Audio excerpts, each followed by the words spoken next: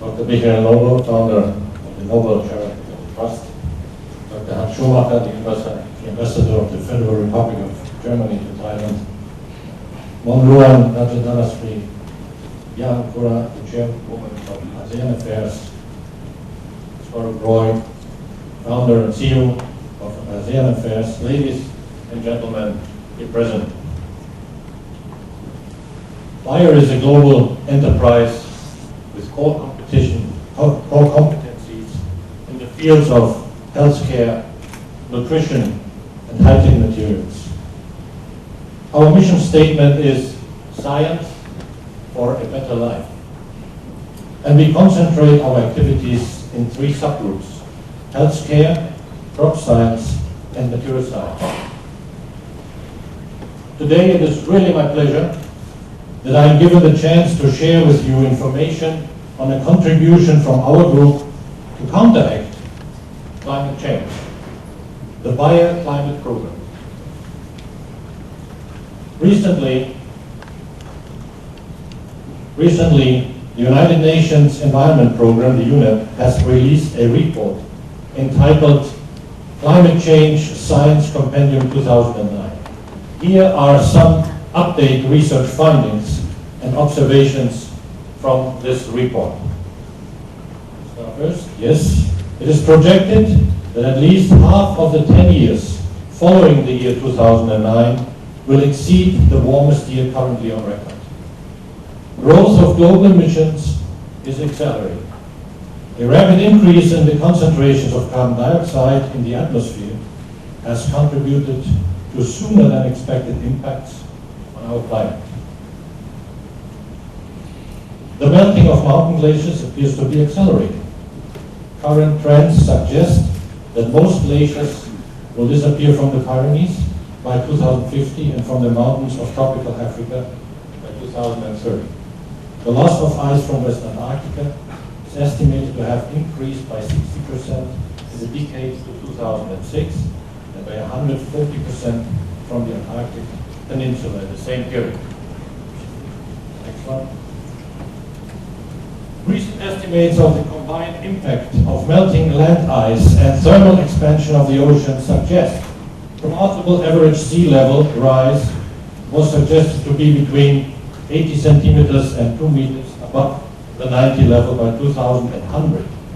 Oceans are becoming more acidic more quickly than expected, jeopardizing the ability of shellfish and corals to form their external skeletons. And the next one, please. Ecosystems in subpolar waters, the tropics and semi-enclosed seas are predicted to suffer numerous extinctions by 2050. Projections suggest that persistent water scarcity will increase in a number of regions in coming years, including a broad band in Central Asia and the Indian subcontinent. And the reality of a rapidly changing climate may make conventional approaches to conservation and restoration of habitats ineffective. Experts increasingly agree that active protection of tropical forests is a cost-effective means of cutting global emissions.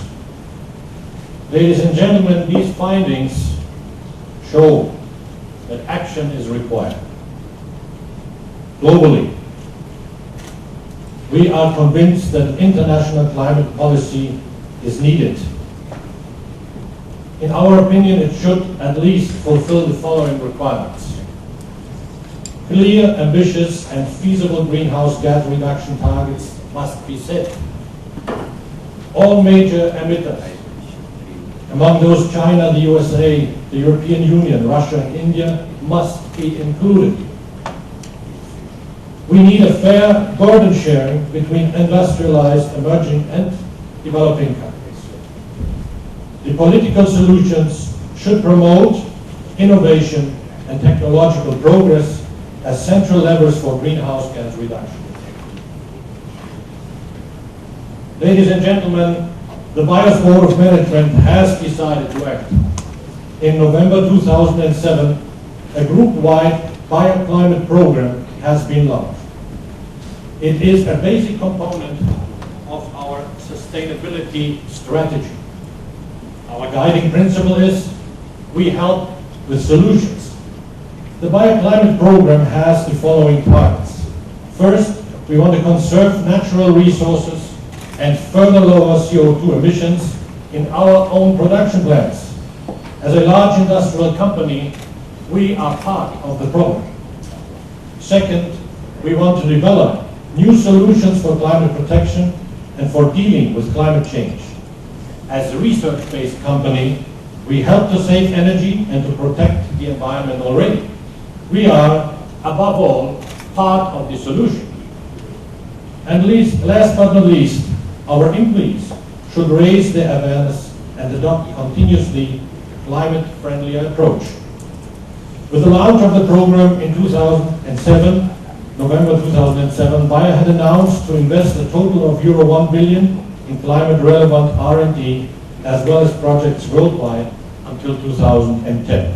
This investment plan is being implemented accordingly. The bioclimate program is based on a policy formed by three basic elements. Concrete, publicly announced targets for reducing greenhouse gases, pioneering projects which we call lighthouse projects, and supporting measures applied internally in our organization and also externally. Bayer has been determined to reduce all greenhouse gas emissions continuously. Between 1990 and 2007, Bayer reduced the own emissions by over 37%. These efforts continue and were also successful recently.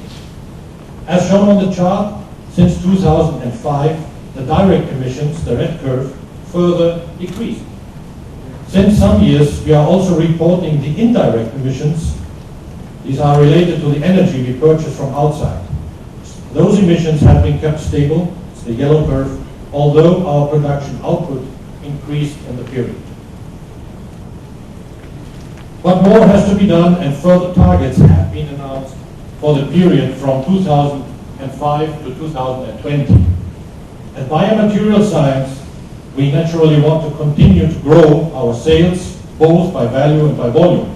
And that seems not to be possible without simultaneously increasing our absolute energy consumption. However, our aim is to reduce specific CO2 emissions per ton of sales product worldwide by 25%.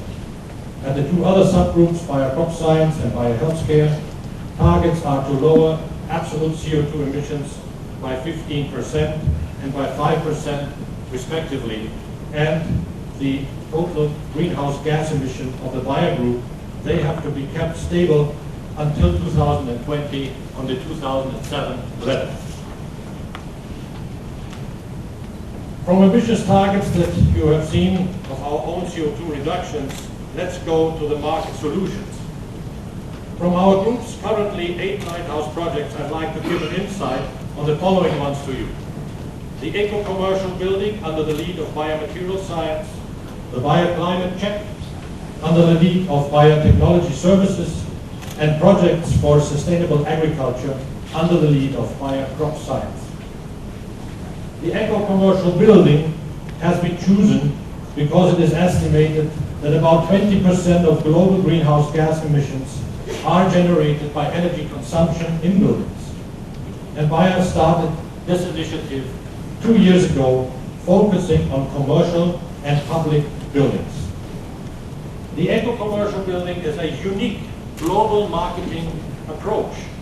It builds on local partnership with material suppliers, including our customers, with construction companies, architects, and property developers interested in construction of energy-efficient buildings, from low-energy and passive buildings to zero-emission buildings. It is a concept offering business opportunities for all parties. Bayer sees its role as contact point and as facilitator, and we are also promoting our high-tech materials to be utilized in the building. The eco-commercial building project has meanwhile been launched globally. In Asia Pacific, the rollout starts with China, Japan, and we are very proud, also Thailand.